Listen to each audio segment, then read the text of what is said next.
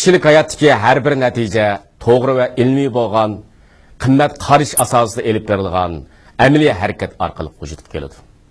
Qadrli ko'ruvchi do'stlar, biz bugun Şinjan Xalq Nashriyat nashr qilgan yozuvchi Abdurahmon Qahar apandining Avat shahrining yangi fuqarosi nomli romani ustida muhokama etib boramiz. Bugungi suhbatimizga davlatlik birinchi darajalik yozuvchi Abdurahmon Qahar apandi bilan Şinjan Pedagogika Universiteti Adabiyot institutining professori doktor Iqbol Tursun apandilarni taklif qildik. O'zingizningki badiiy majburiyat deb qardingizmi yoki boshqa sababmi bor? Mening mush Avat shahrining fuqarosi degan romanimga xemitirish bo'lgan ish mushu. Abdurahmon aka, siz asli adabiy ijodiyatingizni she'r bilan boshlab ekansiz. Ya'ni 1953-yili e'lon qilgan Baxtimiz keldi nomli she'r bilan adabiy ijodiyat sepiga kirib ketgan ekansiz va 80 parchadan ortiq she'r yozib e'lon qildirgan ekansiz. Lekin siz tuyuqsiz o'zingizningki bu ijodiyatdagi bu yo'linishingizni prozaga burab, prozchilik sohasida shuhrat qozondingiz. Bu bir tasodiflikmi yoki sizning asldinmi proz janriga qiziqishingizning cho'nqirligidan bo'lgan ishmi? Men adabiyot sepiga she'r bilan kirgan. Dastlabda bu she'rni yozib, nurg'un she'rlarim e'lon qilingandan keyin bir kuni nashriyatning boshlig'i Abdulla Qalpat meni chaqirtibdi, borsam, siz she'r, hamma odam she'rlarini aytyapti, siz aytmaysiz-ku dedi. Abdulla, men she'rlarimning ichidan 80 ni tanlab ratlab chiqdim. Mushay ekilib qo'yay desam, bu she'r chiqsa, kishilar bu she'rlarni o'qib, mushu shoirga deb qolsin. Eng yaxshisi men she'r to'plami ishlamay. Men prozga tutish qilgandek turman, she'rni bo'ldi qilay.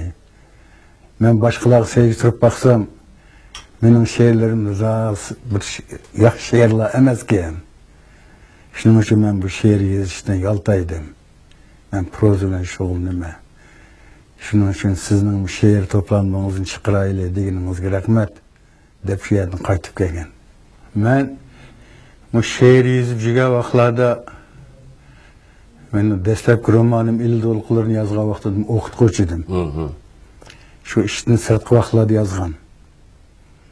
Keyin she'rni tashlab prozaga o'tgandan keyin bu ishga rasmiy kirishdim. Kirishib, men birinchi kitobim chiqqandan keyin Xalq nashriyati bir suhbat yig'ini o'tkazdi. Bu suhbat yig'iniga Ishloit inqilobining peshqadam jangchilari bo'lgan odamlar keldi. Endi mening o'qituvchilik qilib, oxiri men prozaga o'tgan vaqtidan keyin bu asrim chiqdi. Shuning bilan nashriyat o'rinlari yozuvchilar jamiyati menga diqqat qilgan bo'lish kerak. Shuning bilan meni kasb yozuvchilik taklif qildi.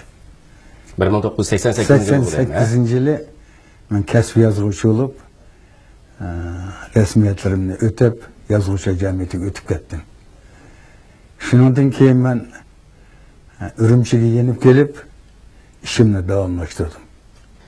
Abdurahmon aka, siz hozir qadar Il to'lqinlari, hayot siri, ko'ngil, to'g'raq qizning oshiqi, jiroqdagi odamlar, to'zilmas gul, Avat shahrining yangi fuqarosi qatorli romanlaringizni va Kechirmin nazokat nomli povestlar to'plamingizni e'lon qildirib, o'qirmanlarimizning ko'nglini og'indirib keldingiz. Bu asarlaringizning xil ko'p qismi shu tarixiy temani yoritib bergan. Masalan, Il to'lqinlari alayli, hayot sirini alayli, tarixiy temalarni yaxshi yoritib bergan. Ham kishilar sizni shu tarixiy temada qalam tabrasa, muvaffaqiyat qozonoladiganligini muayyanlashtirgan. Bugun biz shu muhokama qilmoqchi bo'lgan Avat shahrining yangi fuqarosi romaningizda bo'lsa, 90-yillardagi bozor egiligi va islohot etishdan keyingi o'zgarishlarni asos tema liniyasi qilibsiz. Endi mush mazgillik o'zgarishlarni aks ettirishni o'zingizningki badiiy majburiyat deb qardingizmi yoki boshqa sababmi bormi? Men kasb yozuvchi bo'lgandan keyin tövanga tushdim. Tövan tushib, G'uljining yezlarini ko'p aylandim. Axir berib Dola yüzü deyilgan bir yezide turib qoldim. Şu hemen biraz yaktı. Endi bir yerde her yakşembi gün baza oldu. Hazır ilinin yezdirdi mi, Canıpniki'ye okşaş, Düşenbi baza, Çarşembi baza, Peyşembi baza diyendek bazalar bolduğum bu ketdi. Şu bazada arlap, benim yattığım şu bazanın yiyinde. Arlap yüzsem, ançı munçu ayalla uçurap kaldı. Endi bizde bolup mu dehallanın işi de ayalları hem de soğudu işiyle şugullansa eğir aldığın işi var. Muş ayalla kanda kılıp kirip kalgandıymış bazağa. Kanda kılıp okat kıvatkandı diyen oy tuğulup bir yaş çoğun bir momayı ile sözleştim. Sözleşip sili burun muşundak bazalara kirip okat kıgan mı? Ya ki muşu yezde yekşen baza boğandın ki muştak kırvatamdılar dep sordum. Sorsam o ayal men bazağa kirgeni uzun boldu. Bunun mening turmuşumga jiq paydası vatıdı. Mesela biz ait namrattık.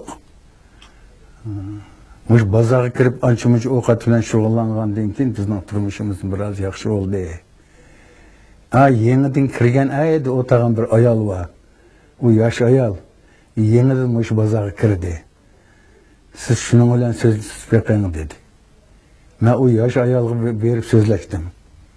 Sözleşsem meni bazağa kirişimge naiti eğir tosqulluqlar boğan. Yolduşum mening bazağa kirip men okat qılay. Eşimiz kundilik rasxotimizni hal oldiken. Aş bazağa kirgenden keyin qaytishimda go'sht, ko'ktat elib uyga yansam, bizning haftada bir qitim tamoq etib yeydigan ishimizni o'zgardi. Kunda tamoq yeyim deb erimga desam, unimi de. Axir ochiqib ketgandan keyin men uningdan yo'shirinchimish bazağa kirib ushaq cho'k narsani setib shirdim. Men mush bazağa kirgandan beri men ballar kunda bir vaqt tamoq yeyotdi. Ballarim yaxshi bo'ldi deb tushundirdim, shuning bilan bu erib qoldi. Erib ko'rib shuning bilan bu qilsang qilgina dedi. Shuning bilan men ishashlik oldi, oshkor oldi, bazağa kirib ovqat qilgan bo'ldi dedi. Mening mush Avatşanın Puhras degan romanimga xemitirish bo'lgan ish mushu. Men mushundaq ishlarning turtkisi bilan oxir berib men yezidik ishlar bilan mashhardik ishlarni birlashtirsam bir kitob bo'ldi ekan degan o'yga kelib buni qiziqchilik kirishib qoldi. Yana o'zingizning shu mazgillik o'zgarishlarni aks ettirishni bir o'zingizning bir badiiy majburiyat deb qarag'anligingizdan bo'ladi. Bu roman mushu o'zgarishni yaxshi yoritib bergan deb qarayman. Men buni bir vakillik obraz deb qaradim. Shuni tipiklashtirib oxirimish minor obrazni ishladim. Demek endi shu kichikkina bir voqea, kichikkina bir ko'rinish, kichikkina bir detal, ko'zi o'tkir, nazar doirasi keng, abadiyati yuqori yozuvchi uchun yuqori bir xomashya, bir material bo'la oladi ekanda. Iqbol apandi bu romanninki, ya'ni Avatşanning yangi Puhras nomli romanninki agar ijtimoiy qiymati bor deyish to'g'ri kelsa, bu ijtimoiy qiymat qayerda? Endi roman bir yezi Maynurdan iborat bir yezi qizining yezidan o'zininki taraqqiyotini o'ylashib yezdan shaharga kirib Urumchidek cho'ng bir shaharga kelib mushu yerda har xil ya'ni tijorat bilan savdo bilan shug'ullanish jarayonida pishib yetilib oxiri tijoratchiga ya savdogarga aylanganligidek jarayonni chilliq tuyg'usi ega qilib ma'lum badiylikka yetkazib turib yoritib bergan. Ya'ni ijtimoiy ahamiyati deyish to'g'ri kelsa, an'anaviy qimmat qarashi, an'anaviy madaniyat eng bilan zamonaviy madaniyat eng o'rtasidagi keskin to'qinish va bu jarayondagi bir tanlash shahar turmushida yuz bergan har xil o'zgarishlar, shaharning kartinasi, shahar kishilarining o'y fikri xiyoli, shunaqla shahar engi qatorliq masalalarni yoritib berganligi deb qarash mumkin. Ilgari Uyg'ur yeza bo'lib Uyg'ur ayollari bo'libmi yeza ayollari oilada o'tiradigan. Ular odatda shu uyda bola beqib, oilaviy turmush bilan shug'ullanib kelgan. Jamiyatga ancha ko'p qadam qo'ymagan, aralashmagan. Endi 80-yillarda ayollarning savdo bilan shug'ullanishi, sirtga chiqishi bu ko'p kishilar yengil qabul qilolmaydigan bir masala edi. albatta iqtisod taraqqiy qilish bilan ko'pchilik bozorga yuzlandi. Bozorga yuzlangandan keyin hamma odam o'zining taraqqiyotini, oila egiligini rivojlantirish uchun, baxtli, yaxshi turmush kechirish uchun albatta muvaffaq egilik bilan shug'ullanishga qarab mangdi. Menimcha romanninki eng zo'r ahamiyati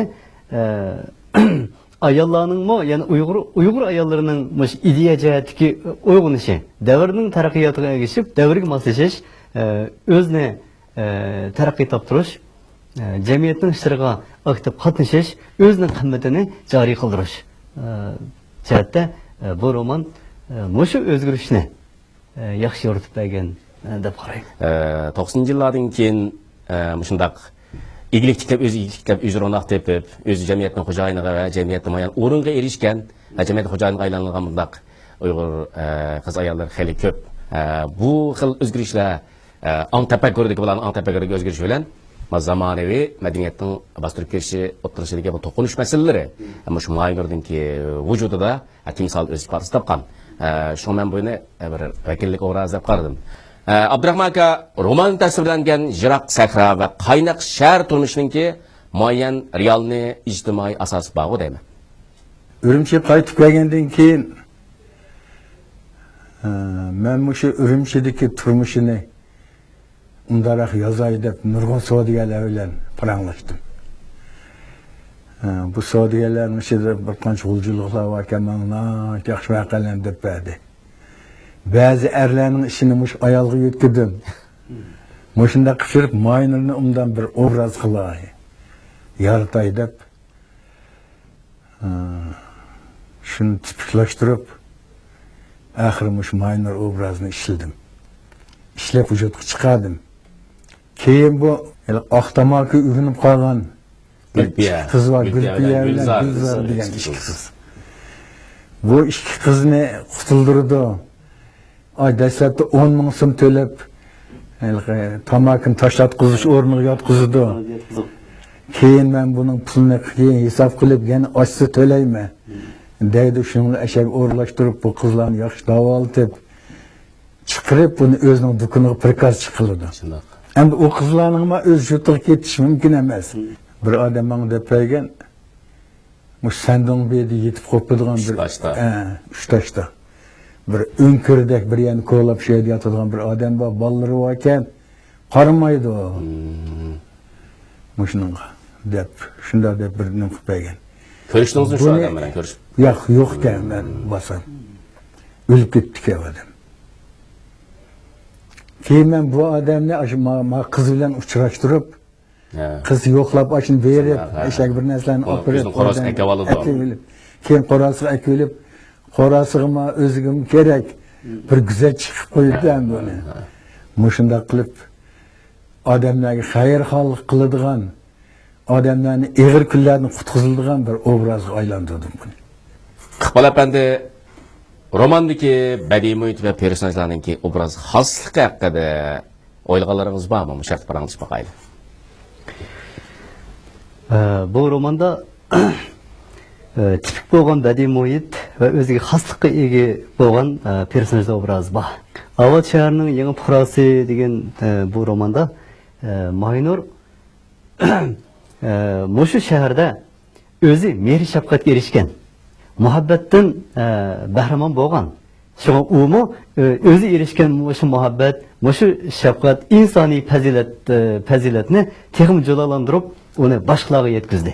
Pul tepishni o'ylamadi-da. Pul tepishni o'ylamadi. Bizning diqqatimizni qo'zg'aydigan yana bir obraz Ismoiljon. Shunday. Bu Jahon ko'rgan.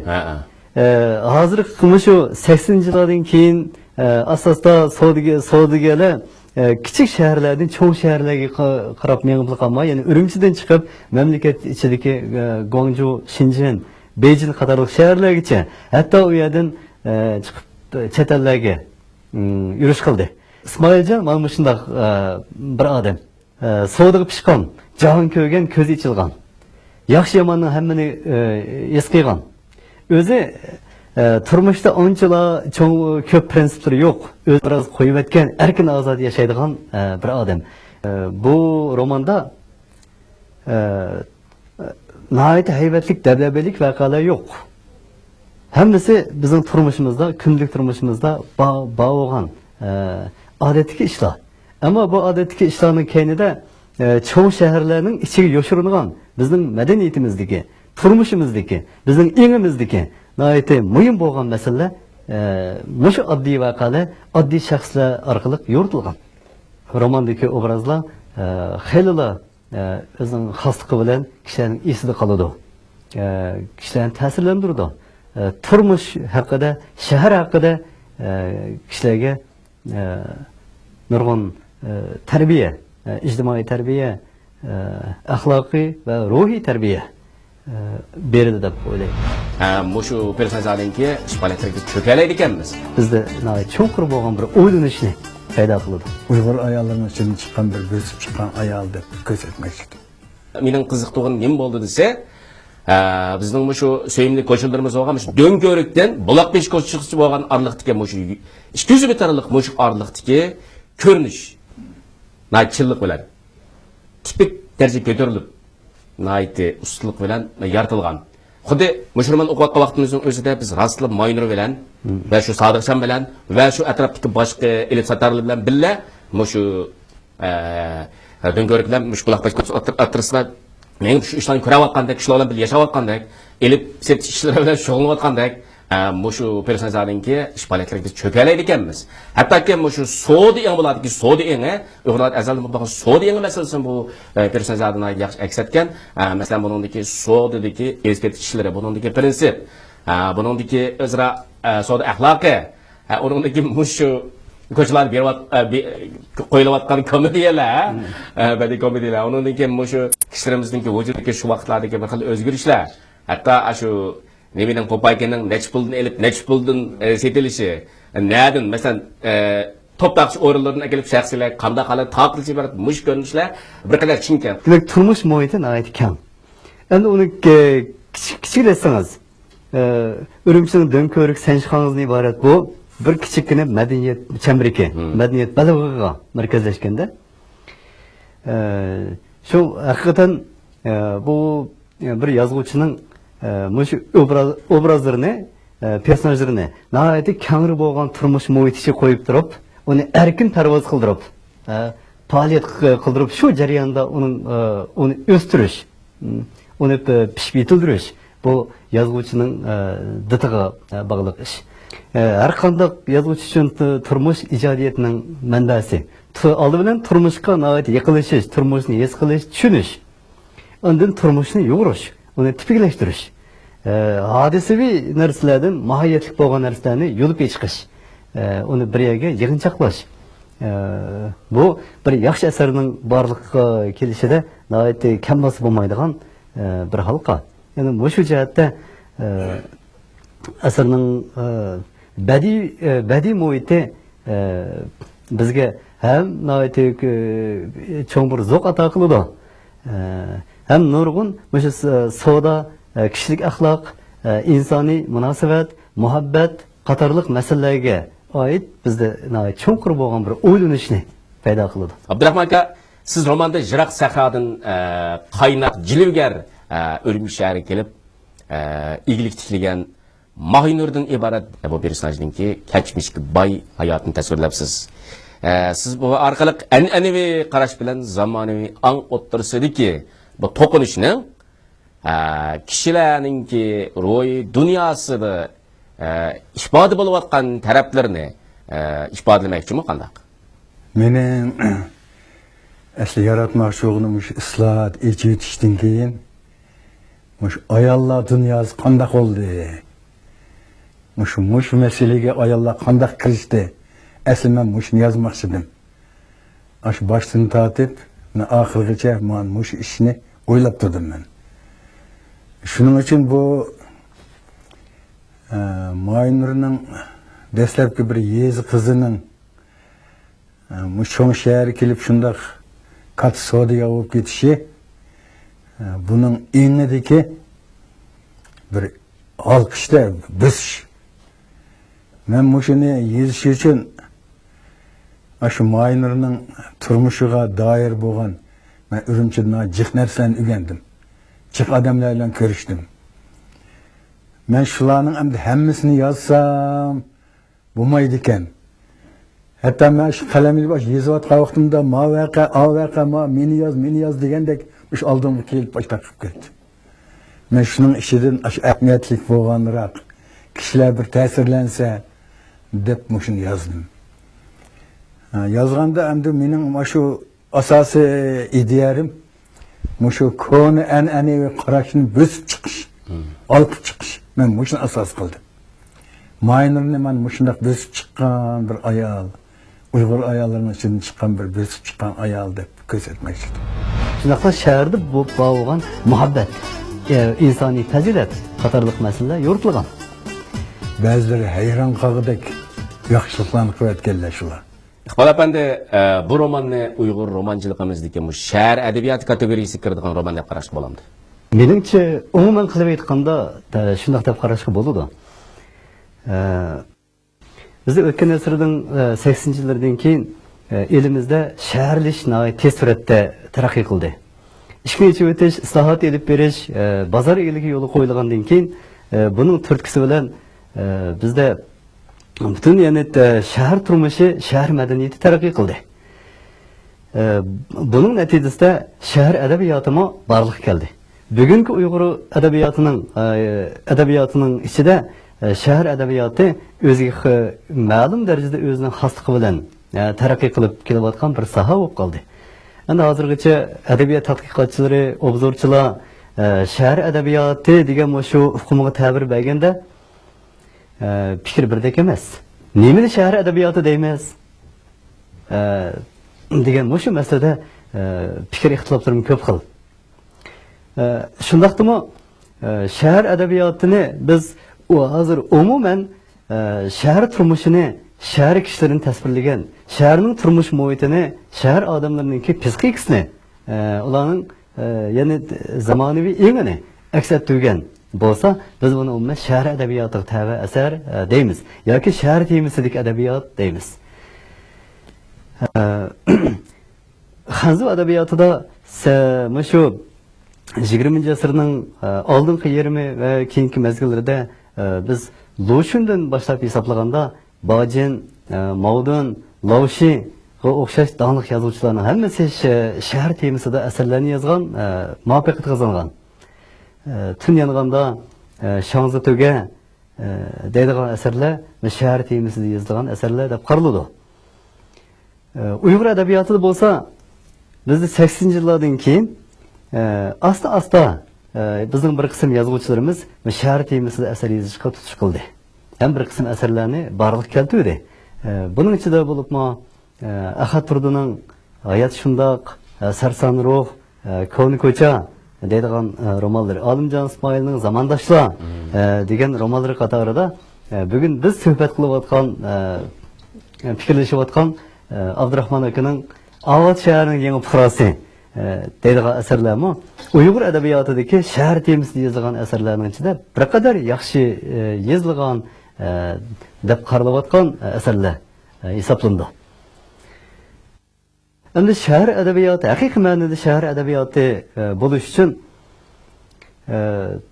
eng muhimi shahar turmushini, shahar muhitida bo'layotgan, ijtimoiy muhitida, madaniy muhitida bo'layotgan o'zgarishlarni, shahar engini, shahardagi zamonaviy madaniyat bilan an'anaviy madaniyat o'rtasidagi ichki munosabatni chilliq bilan voyaga yetkazib tasvirlab berish kerak. Shahar yashayotgan kishilarning madaniyat o'zgarayotgan, almashayotgan davrda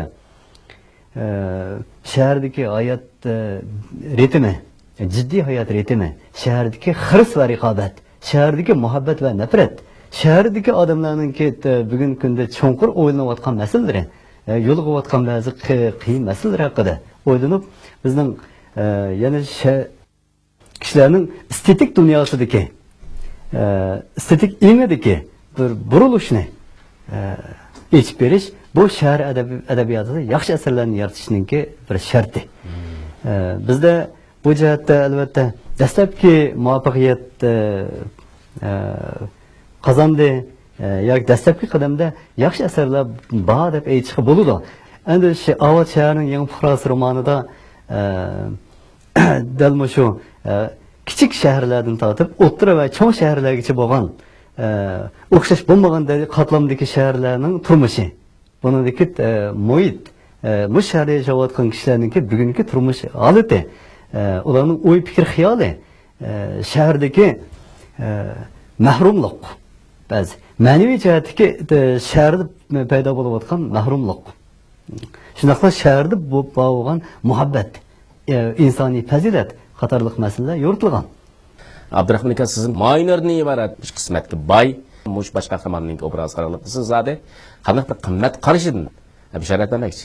Kishilarga yordam qilish, xayriya ihson qilish yezlarda emas, shaharlardan bor. Mushning borlig'ini men mushu odamlar bilan so'zlash jarayonida ko'rdim.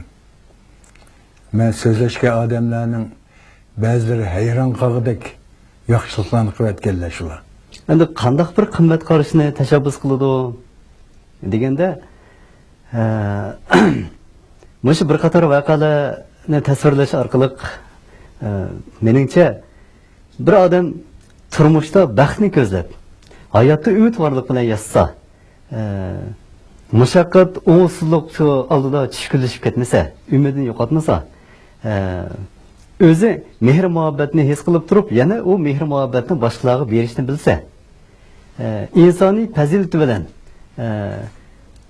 boshqalarga, jamiyatga chin odamiy muomala qilib yashay olsa, o'zining halol mehnati badaliga tirishib, qo'ldan kelishicha jamiyatda o'zining o'rnini hozir qilsa, o'ziga xos bo'lgan go'zallik ko'z qarashiga, yani estetik ko'z qarashga, zamonaviy anga ega bo'lish bu bek muhim.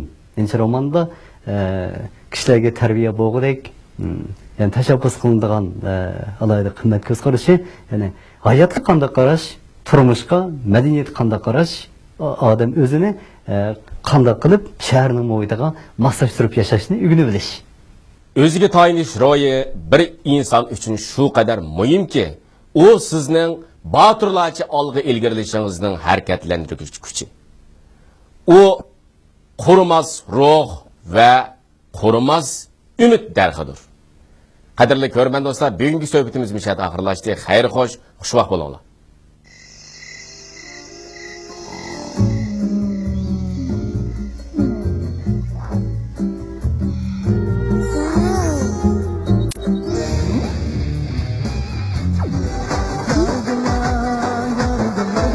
Boşmamsa.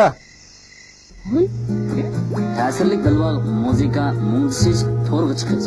Hammani birlikda avjiga chiqaraydi. Jumhur ko'chma aloqasi fikr mutaxassisi. Arman bilen işlerimiz armay. Mulusulun meşribide cür buludu bizlerge arman. Yanak tutup kanın kıvıtı, arman bilen açtı kıymeti, arman bilen açtı kıymeti. Orman qadırdan çoğla kuvvet talqını.